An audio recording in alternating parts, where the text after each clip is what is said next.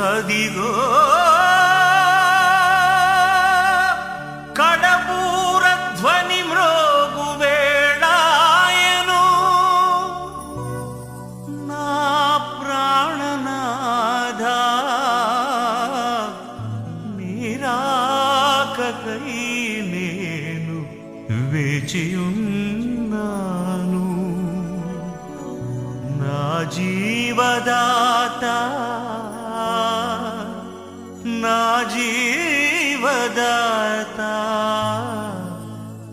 నీ పిలుపుకై నేను కనిపెట్టుచున్నాను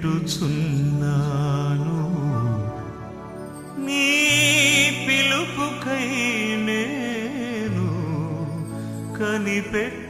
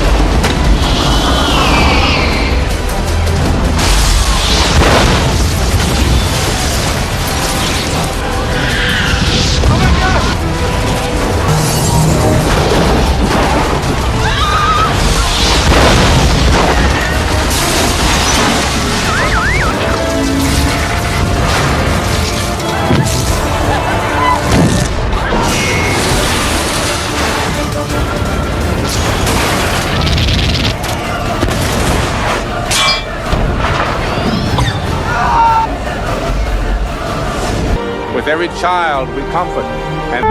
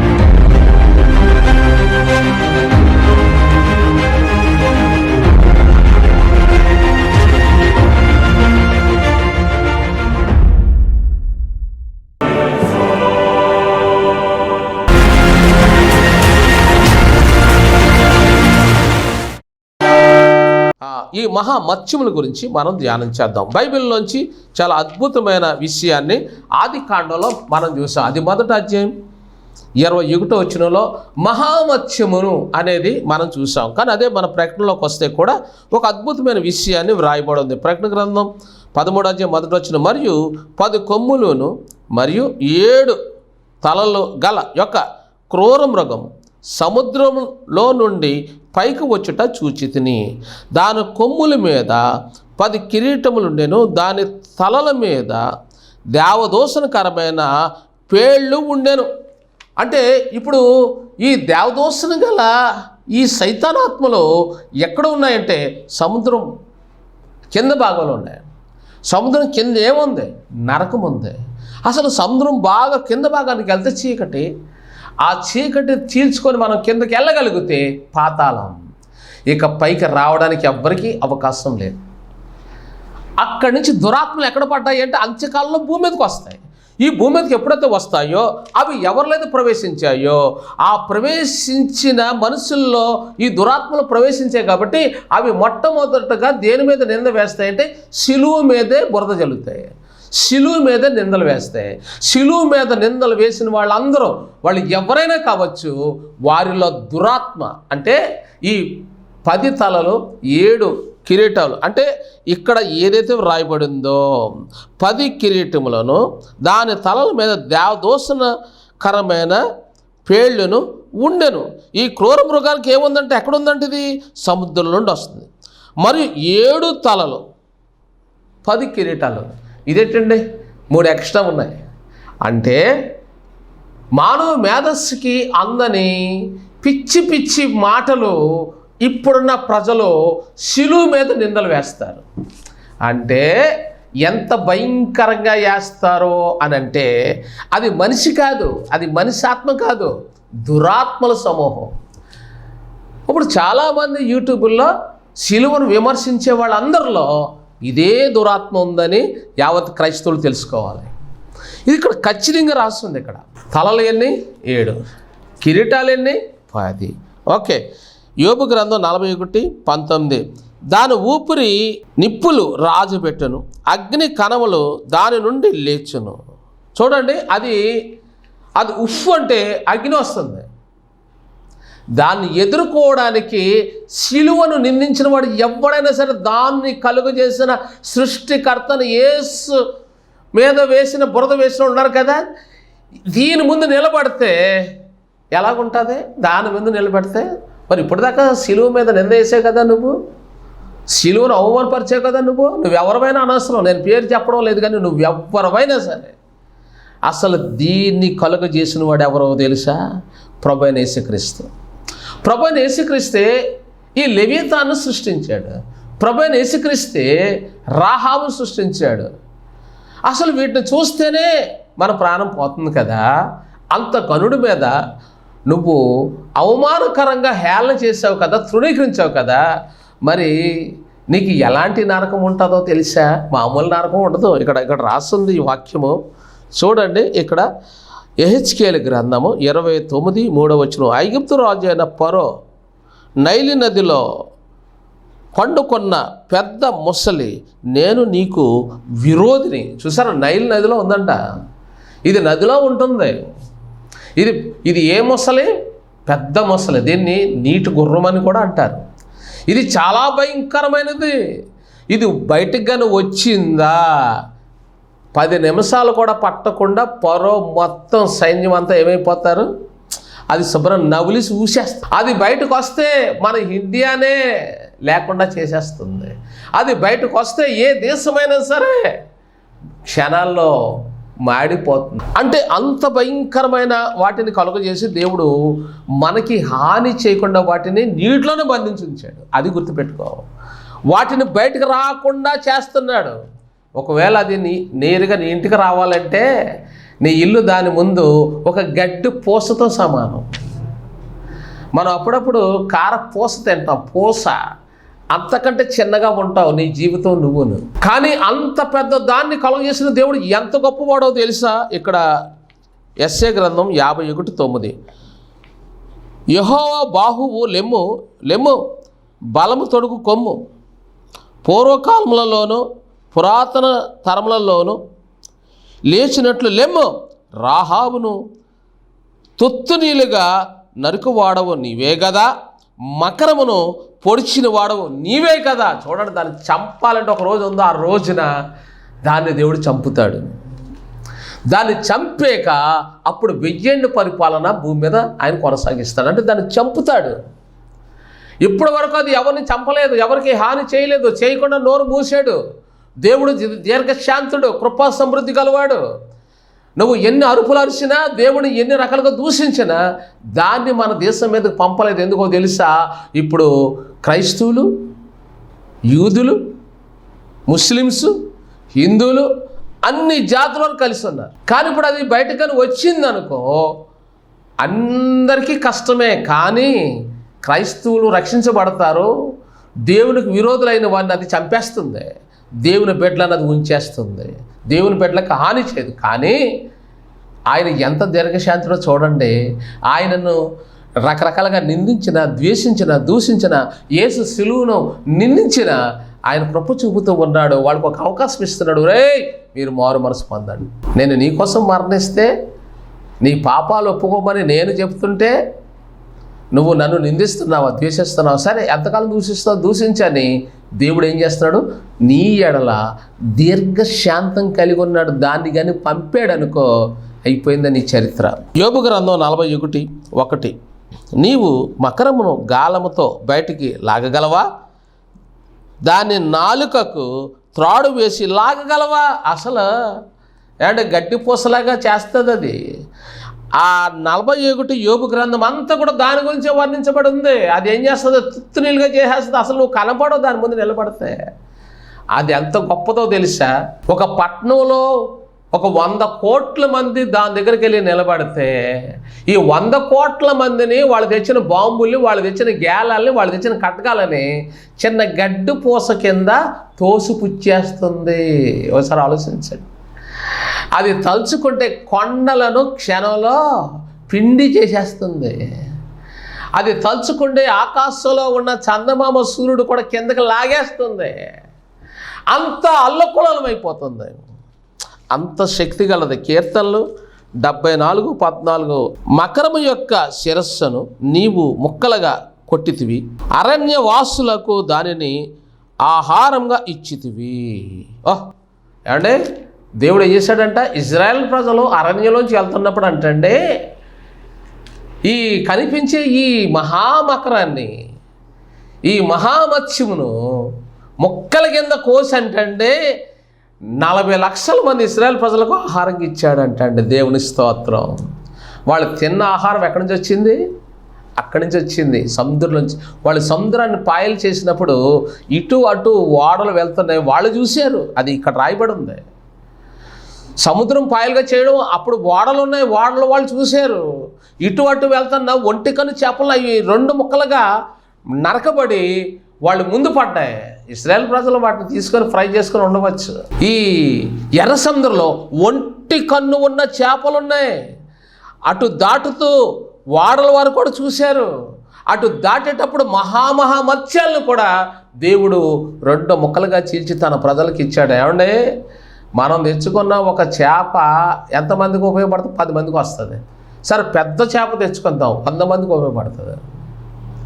సరే, ఇంకా పెద్ద చేప తెచ్చుకుందాం, ఓడల దగ్గరికి వెళ్ళి మన ఇంట్లో పెళ్ళోళ్ళకి సరిపోతాయి. సరే, ఏమంటే మన పెళ్ళికి అంటే 10,000 మంది వస్తారు. ఓకే, 10,000 మందికి సరిపడే చేప కూడా మనం తెచ్చుకోవచ్చు. కానీ 40 లక్షల మందికి చేపలు ఎక్కడ తేగలవు నువ్వు?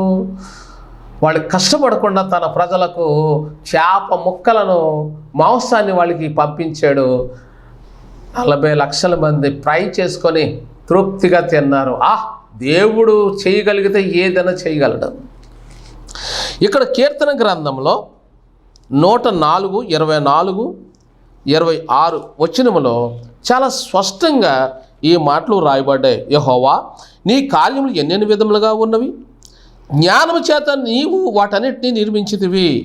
నీవు కలుగు చేసిన వాటితో భూమి నిండి ఉన్నది. ఇదిగో విశాలమైన మహాసముద్రం, అందులో లెక్కలేని జలచరములు, దానిలో చిన్నవి పెద్దవి జీవరాశులు ఉన్నవి. చిన్నవి పెద్దవంటే మనకి అంతు చిక్కని పెద్దవి, నువ్వు ఎన్నడూ చూడనివి, నువ్వు ఎప్పుడు ఊహించలేదు, నువ్వు ఎప్పుడు చూడలేదు. ఇప్పుడు ఈ స్క్రీన్ మీద ఆ మత్స్యములను ఒక చిన్న జీవిగా నువ్వు చూసేస్తున్నావు నీ సెల్ ఫోన్లో. అది ఎంత పెద్దదో చూడండి. నువ్వు చూసినంత తేలికైనది కాదు.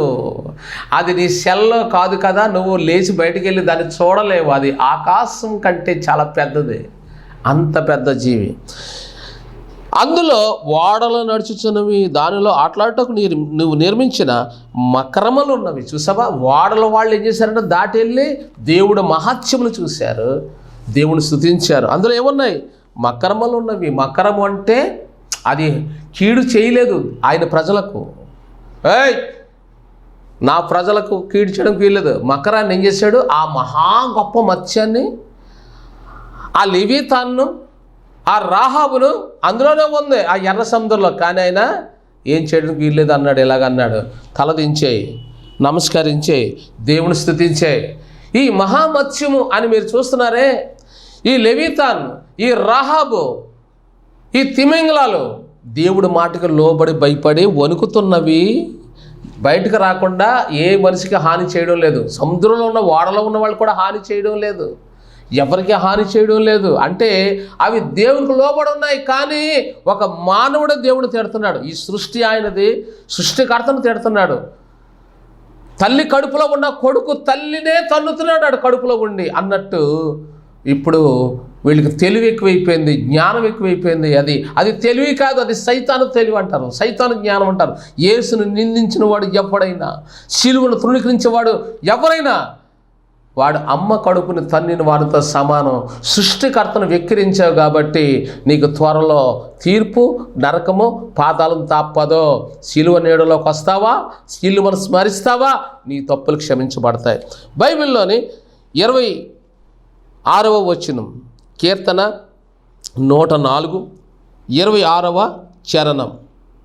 అందులో ఓడలు నడుచుచున్నవి, దానిలో ఆటలాడుటకు నీవు నిర్మించిన మకరములు ఉన్నవి. తగిన కాలమున నీవు వాటికి ఆహారం ఇచ్చేదవని అవన్నీ నీ దయ కొరకు కనిపెట్టుచున్నవి. సముద్రంలో ఉన్న మకరం, ఈ మహామకరం, ఈ మహామత్స్యాలు, రాహాబు అనే ఈ క్రూర జంతువు దేవుని ఆహారం కొరకు దయగా చూస్తున్నాయంటే కానీ ఎవరికి హాని చేయడం లేదంట.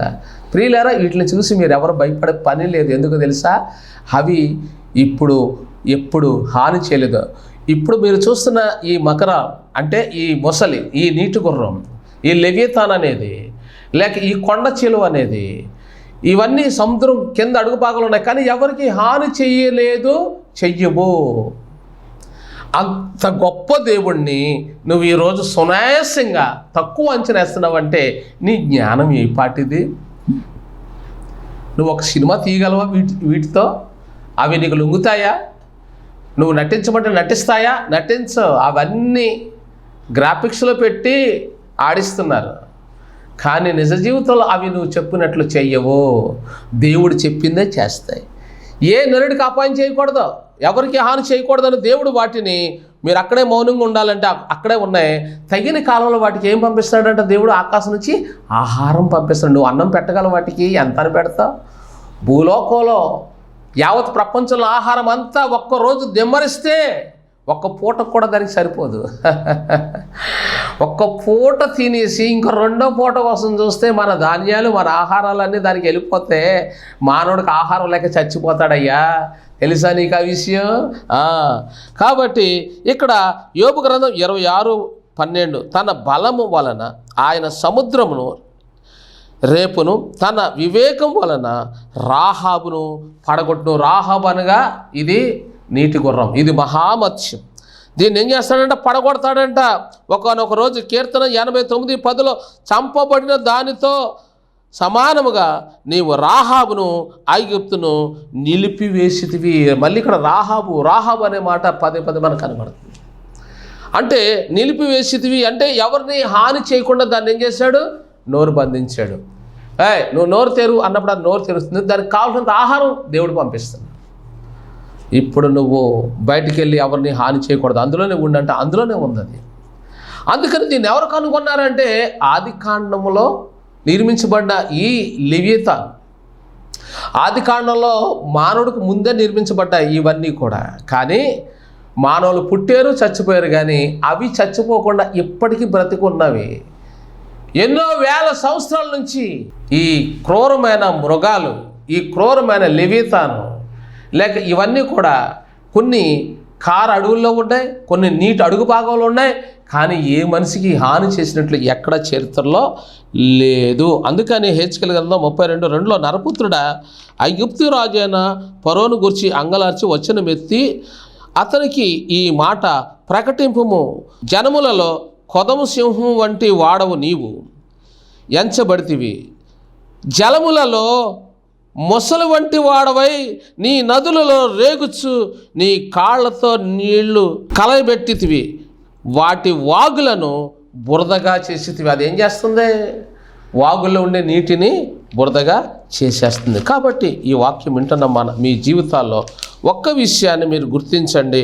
ఇక్కడ యోబు గ్రంథం 41:19 దాని ఊపిరి నిప్పులు రాజుబెట్టను, అగ్ని కణములు దాని నుండి లేచును.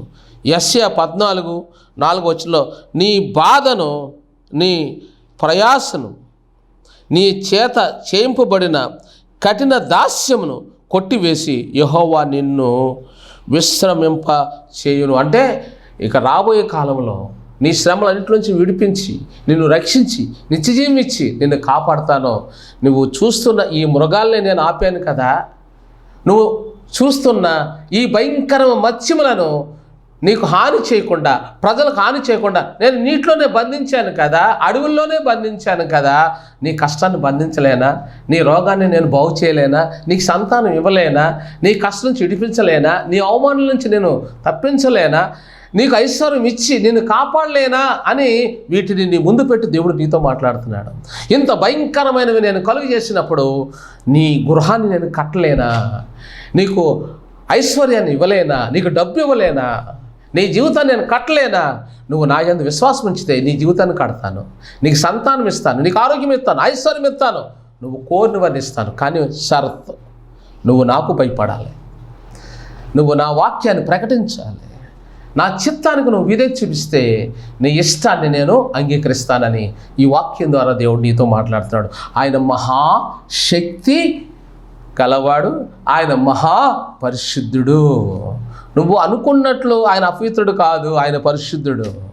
ఆయన ఏకభవుడు, స్వయంభవుడు, ఉన్నవాడు, అనువాడు, అల్ప ఓమేగా ఆయనే. ఆయన మొదటివాడు, కడపటివాడు. నువ్వు నమ్మిన నమ్మకపోయినా, వినకపోయినా ఈరోజు నువ్వు ఆలస్యంగా పుట్టావు, త్వరలో చనిపోతావు.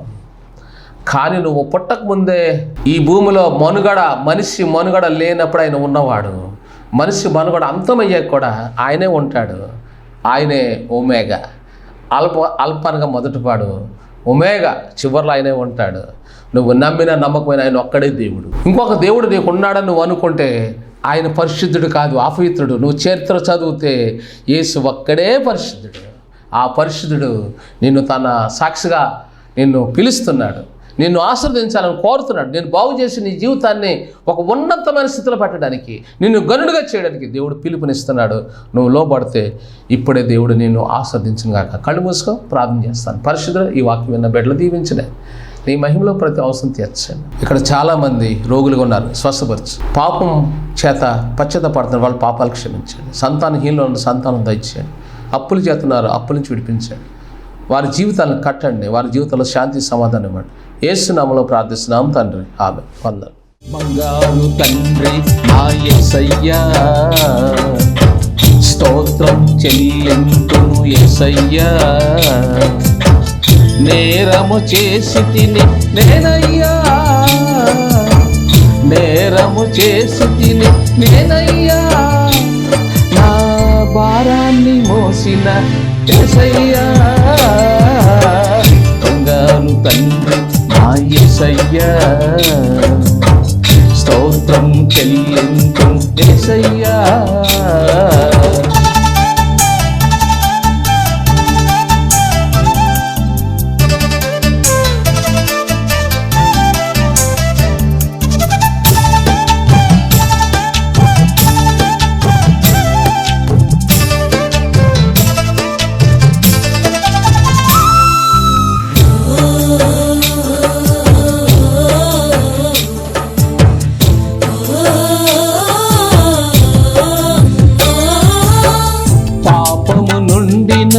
విడిపించి నీ రక్తము నాకై నీవు చిందించి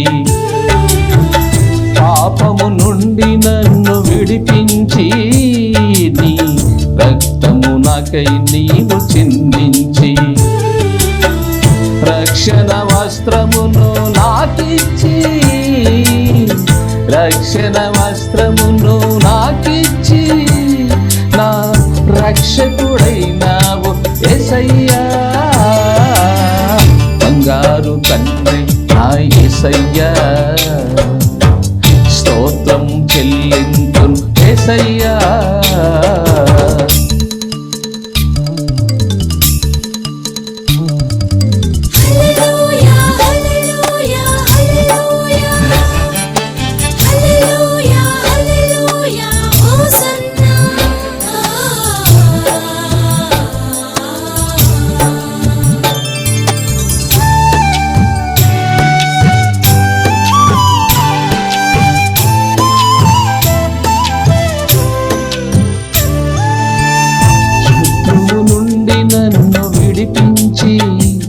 నీ రెక్కల నీడలో దాచితివి శత్రువు నుండి నన్ను విడిపించి నీ రెక్కల నీడలో దాచితివి దుఃఖములన్నీయు బాపితివా దుఃఖములన్నీయు బాపితివా నా చక్కని తండ్రివయ్యా యేసయ్యా బంగారు తండ్రి నా యేసయ్యా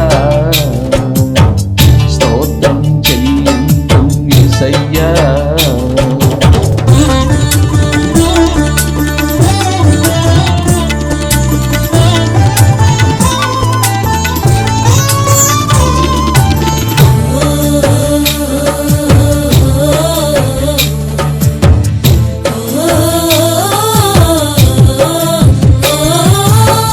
అడుగులు జారక నన్ను నడిపితివి నీ ఉన్నత సేవకై పిలిచితివి అడుగులు జారక నన్ను నడిపితివి నీ ఉన్నత సేవకై పిలిచితివి ఎన్నిక లేని నన్ను ఎన్నుకొని ఎన్నిక లేని నన్ను ఎన్నుకొని ఇంత భాగ్యమునిచ్చావు యేసయ్యా బంగారు తండ్రి నా యేసయ్యా స్తోత్రం చెల్లింతుం యేసయ్యా నేరము చేసి తిని నేనయ్యా నేరము చేసి తిని నేనయ్యా నా భారాన్ని మోసిన యేసయ్యా బంగారు తండ్రి నా యేసయ్యా స్తోత్రం చెల్లింతుం యేసయ్యా